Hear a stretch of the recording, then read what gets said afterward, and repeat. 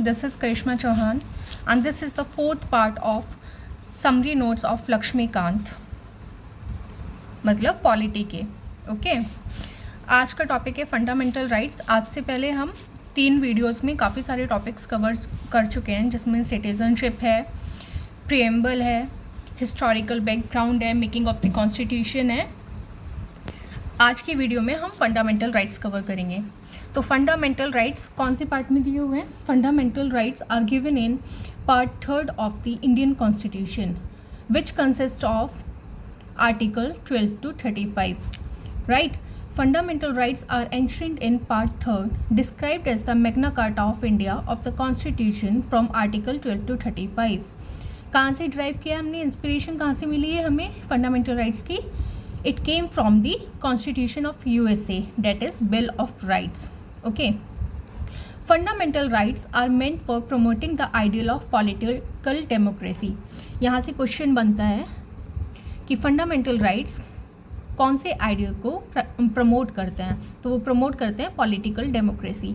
Option में दे देंगे social democracy, economic democracy, all of these, या कोई भी 2 का कॉम्बिनेशन. बट फंडामेंटल राइट्स सिर्फ पॉलिटिकल डेमोक्रेसी को प्रमोट करते हैं. सोशल इकोनॉमिक को कौन करता है? DPSP, जो हम बाद की वीडियोस में देखेंगे. Okay. It protects the liberties and freedom of the people. किसकी लिबर्टी और फ्रीडम को प्रोटेक्ट कर रहा है? पीपल की. ठीक है. किसके अगेंस्ट? स्टेट के against. Invasion by the state. Operate as limitation on the tyranny of the executive and arbitrary laws of the legislature. ठीक है. Now moving towards feature of fundamental rights. Some of them are available only to citizens. कुछ सिर्फ citizens के लिए होते हैं, while others are available to all persons, whether citizens, foreigners or legal persons like corporation or companies. ठीक है. कौन कौन से हैं? 15, 16, 19, 29, 30 बाद में देखेंगे हम, पर आपको एक आइडिया देने के लिए ये 5 आर्टिकल हैं जो सिर्फ सिटीजन्स के लिए अवेलेबल हैं. They are not absolute but qualified. ठीक है. एब्सोल्यूट नहीं है. रीजनेबल रिस्ट्रिक्शन इम्पोज हो सकती है उनके ऊपर भी. अगर कोई इमरजेंसी है या कुछ ऐसा है तो इन पे रेस्ट्रिक्शंस लग सकती हैं. एब्सोल्यूट नहीं है. All of them are available against the arbitrary action of the state. State के अगेंस्ट सारे राइट्स हैं, बट कुछ ऐसे राइट्स हैं जो प्राइवेट इंडिविजुअल के अगेंस्ट मिले हुए हैं. Some of them are negative in character. कुछ नेगेटिव इन कैरेक्टर में, that is place limitation on the authority of the state. क्या होते हैं? कुछ राइट्स नेगेटिव होते हैं, कुछ पॉजिटिव होते हैं. नेगेटिव वाले क्या करते हैं? ये अथॉरिटी पर लिमिटेशन पुट करते हैं. पॉजिटिव वाले क्या करते हैं? ये प्रमोट करते हैं मिलजुल कर रहना. ठीक है. They are justiciable. जस्टिशिएबल मतलब इनके इन्फोर्समेंट के लिए हम सुप्रीम कोर्ट मूव कर सकते हैं. Okay. They are not sacrosanct और परमानेंट. परमानेंट नहीं है. पार्लियामेंट इनको कर्टेल कर सकता है, रिपील कर सकता है, पर कैसे रिपील करेगा? ये होगा कॉन्स्टिट्यूशन अमेंडमेंट एक्ट के थ्रू, जो कौन से आर्टिकल में गिवन है? आर्टिकल 368 में गिवन है. किसी ऑर्डिनरी एक्ट से नहीं होगा. ठीक है. स्पेशल मेजॉरिटी से होगा. ये हम बाद में पढ़ेंगे जब हम पार्लियामेंट करेंगे. सिंपल मेजॉरिटी, स्पेशल मेजॉरिटी क्या होता है. They can be suspended. Suspend कर सकते हैं इन्हें during the operation of a national emergency except the rights guaranteed by article 2021. ये 2 आर्टिकल्स ऐसे हैं जो इमरजेंसी में भी सस्पेंड नहीं होंगे. ठीक है. आर्टिकल 20 एंड आर्टिकल 21, इसको याद रखना है. Further the 6 rights guaranteed by article 19. हमारा जो आर्टिकल 19 है हमें 6 राइट्स प्रोवाइड करता है. कौन कौन से 6 राइट थे? अगर आपने मेरी वीडियो देखी होगी फंडामेंटल राइट्स के आर्टिकल की, उसमें आप देख सकते हैं ये 6 राइट्स हैं. Freedom of speech of expression, assembly, association, movement, residence and profession. Okay. Definition of state. हाँ, तो हम कहते हैं the 6 rights guaranteed by article 19 can be suspended. सिर्फ तब सस्पेंड होगा जब इमरजेंसी डिक्लेयर होगी on the grounds of war और एक्सटर्नल एग्रेशन. कब? जब वॉर और एक्सटर्नल एग्रेशन का ग्राउंड होगा. इंटरनल डिस्टर्बेंस का ग्राउंड है इंटरनल डिस्टर्बेंस, तो आर्टिकल 19 हम नहीं हटा सकते. ठीक है. आर्टिकल 19 सस्पेंड नहीं होगा. इनकी एप्लीकेशन रेस्ट्रिक्टेड होती है जहाँ पे मार्शल लॉ लगा हो. वेट, इनकी एप्लीकेशन रिस्ट्रिक्टेड होती है जब मार्शल लॉ लगा होता है. Okay, now moving towards the article. Article 12 में क्या दिया हुआ है? डेफिनेशन ऑफ स्टेट दी हुई है. क्या क्या आएगा स्टेट की डेफिनेशन में? स्टेट में कौन कौन है? इवन अ प्राइवेट बॉडी और an agency working as a instrument of the state falls within the meaning of state. ठीक है, क्या क्या है स्टेट में? Executive and legislative organs of union. Executive and legislative organ of state, union के भी हैं, स्टेट के भी हैं. लोकसभा भी है, राज्यसभा भी है. यहाँ पे लेजिस्लेटिव असेंबली, लेजिस्लेटिव काउंसिल. ठीक है, president, governor. Okay, all local authorities, local authorities भी आती हैं. Panchayat, municipalities, that is municipalities, panchayat, district boards, improvement trust, all other authorities, that is statutory और non statutory authorities. मैंने प्रीवियस बॉडी में इन दोनों में डिफरेंस बताया. क्या होता है स्टैट्यूटरी बॉडी, क्या होता है non statutory authorities, like LIC, ONGC, SAIL. ठीक है, law inconsistent with fundamental rights. Article 13 में क्या कहा है? आर्टिकल 12 में स्टेट की डेफिनेशन दी है. Now moving towards article 13, it declares that all laws that are inconsistent with or in derogation of any of the fundamental rights shall be void, provides for the doctrine of judicial review. जो भी fundamental right के according नहीं होगा, inconsistent होगा, जो भी law वो inconsistent माना जाएगा. ठीक है, उसको void कर दिया जाएगा. Term law in article 13.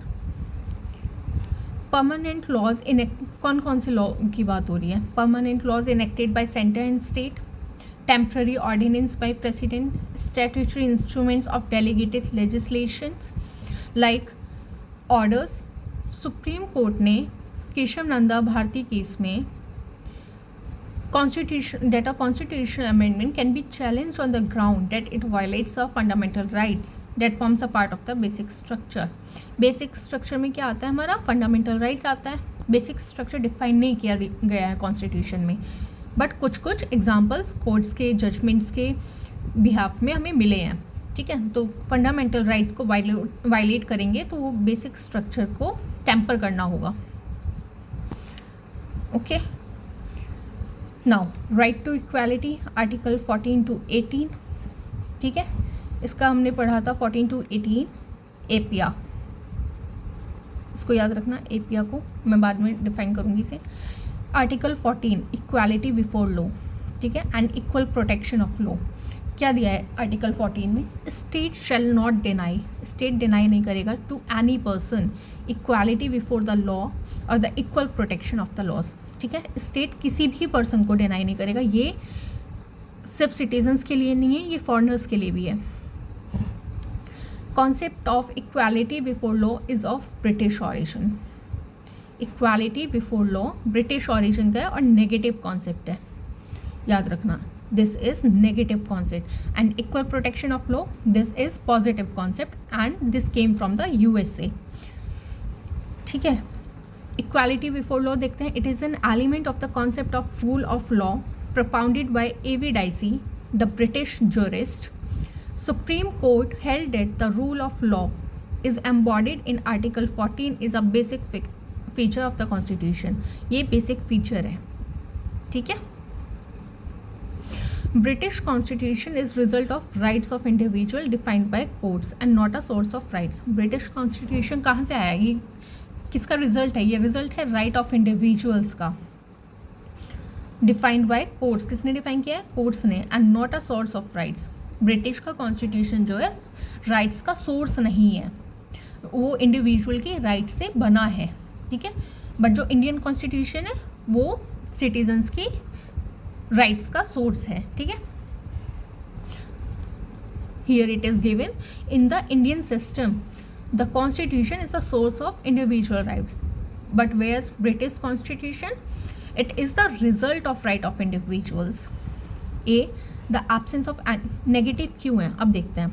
the absence of any special privilege in favor of any, यहाँ पे absence है, यहाँ पे negative दिखने के लिए मिलेगा आपको. ठीक है, the equal subjection of all person to the ordinary law of the land by ordinary law court, सबको इक्वल सब्जेक्ट किया जाएगा to the ordinary law. No person is above the law, कोई भी पर्सन अबव द लॉ नहीं है. Next, the concept of equal protection of law has been taken from the American constitution. This is positive concept. क्यों है positive concept? इसमें क्या कहा गया है? Equality of treatment. ठीक है, ट्रीटमेंट का इक्वालिटी होगा under equal circumstances both in the privilege, conflict and liabilities imposed by the laws. The similar application होगी सारे laws की. Equality of treatment है, but कब? Equal circumstances में. ठीक है, unequal circumstances में नहीं. The like should be treated alike without any discrimination. like को alike treated alike. ठीक है, जो एक जैसे हैं उनको एक जैसे तरीके से ट्रीट किया जाएगा विदाउट एनी डिस्क्रिमिनेशन. तो ये पॉजिटिव कॉन्सेप्ट है. यहाँ पे क्या था? इक्वल सब्जेक्शन था. चाहे कुछ भी सर्कमस्टांसेस हैं, कुछ भी कंडीशंस है, पर सबको इक्वली सब्जेक्ट किया जाएगा. कोई पर्सन अबव द लॉ नहीं था, किसी को स्पेशल प्रिविलेज नहीं दी जाएगी. तो ये एक नेगेटिव कॉन्सेप्ट है. यहाँ पे क्या है?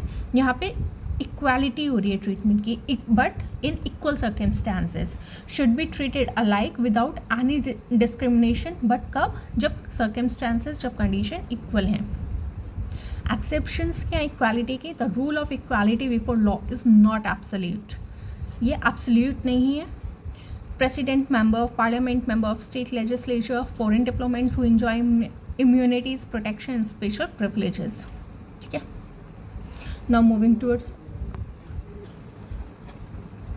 now moving towards Article 15. Article 15 deals with the prohibition of discrimination on certain grounds. API याद कराया था. Second one, Article 15, prohibition of discrimination. Okay. State shall not discriminate against any citizens on grounds. कौन से ground दिए हुए हैं? Religion, race, caste, sex और place of birth. ठीक है, ये 5 ग्राउंड्स है. सिर्फ इन्हीं ग्राउंड्स के बेसिस पे डिस्क्रिमिनेट नहीं कर सकती, और ग्राउंड्स का मेंशन नहीं किया है. Word only connotes that discrimination or other ground is not prohibited. Okay, no citizen shall be prohibited from using general public use properties maintained partly or fully by state fund. जो state fund से partly या fully maintain की जाएगी, उसका prohibition किसी citizens को मना नहीं है. This provision prohibits discrimination both by the state and private individual. ये दोनों के लिए, स्टेट और प्राइवेट इंडिविजुअल्स के लिए. एक्सेप्शन क्या है? State is permitted to make any special provision for women and children, social and educationally backward citizens in education institutes, economically weaker sections, SC ST, इनके लिए एक्सेप्शंस हैं कुछ. ठीक है, गवर्नमेंट इनके लिए कोई प्रोविजंस बना सकती है. Next, moving towards article 16, equality of opportunity in public employment. EPA का third one, equality of opportunity. ठीक है, provides for equality of opportunities for all citizens in matter of employment or appointment to any office under the state. सबको equality of opportunity मिलेगी. ये 15 है, ये 16 है. ये दोनों सिर्फ सिटीजन्स के लिए हैं. ठीक है, ये फॉरनर्स के लिए नहीं है. No discrimination for employment under state on ground of, कौन कौन से ग्राउंड दिए हुए हैं आर्टिकल 16 में? Religion, race, caste, sex, place of birth. ये 5 सिमिलर हो गए आर्टिकल 15 की तरह. इसमें 2 और हैं, डेसेंट और रेजिडेंस. ठीक है, एक्सेप्शंस क्या है? Parliament can prescribe residence as a condition for certain employment और अपॉइंटमेंट इन अ स्टेट और यूनियन टेरिटरी. पार्लियामेंट क्या कर सकती है? कुछ कंडीशंस बता सकती है कि रेजिडेंस प्रिस्क्राइब कर सकती है कि यहाँ रहना आपका ज़रूरी है for particular employment, for particular appointment in a state और union territory. Okay. Second, the reservation of appointments or posts in favor of any backward class that is not adequately represented. Third, 103rd amendment act आया था 2019 में. क्या किया था इन्होंने? EWS section form किया था. 10% रिजर्वेशन दिया था to the economically weaker section को in civil post and services in the government of India. Moving towards article 17 A से abolition of untouchability.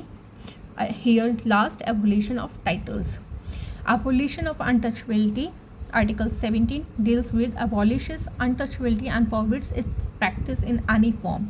The term untouchability has not been defined either in the constitution और in the act. कहीं पे भी untouchability को define नहीं किया है, ये इंपॉर्टेंट है। ये दे देंगे आपको क्वेश्चन की अनटचेबिलिटी कॉन्स्टिट्यूशन में डिफाइन किया गया है या नहीं किया गया है, नहीं किया गया है, ठीक है। Supreme court held that the right under article 17 is available against private individuals. Article 15 में भी प्राइवेट इंडिविजुअल्स के लिए था, आर्टिकल 17 में भी प्राइवेट इंडिविजुअल के भी अगेंस्ट मिला हुआ है हमें ये राइट्स। ओके,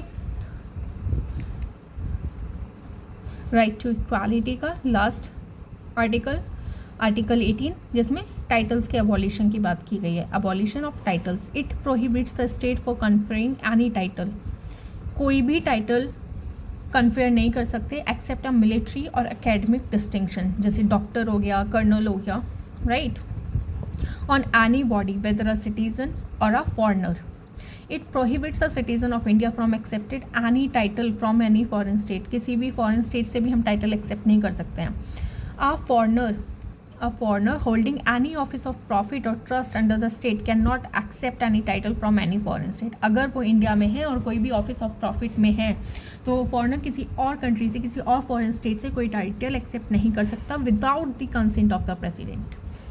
प्रेसिडेंट का consent is necessary. Okay, now no citizens of foreigners holding any office of profit or trust under the state is to accept any present emolument or office from or under any foreign state without the consent of the president। Same बात है, कोई भी emolument, कोई भी office, कुछ भी present accept नहीं कर सकते हम without the consent of the president. Okay, supreme court upheld the constitutional validity of the national awards. Upheld करता है constitutional validity of the national awards, जैसे भारत रत्न हो गए, पद्म विभूषण हो गए, पद्म भूषण हो गए, पद्मश्री हो गए, ये हम ले सकते हैं, ठीक है।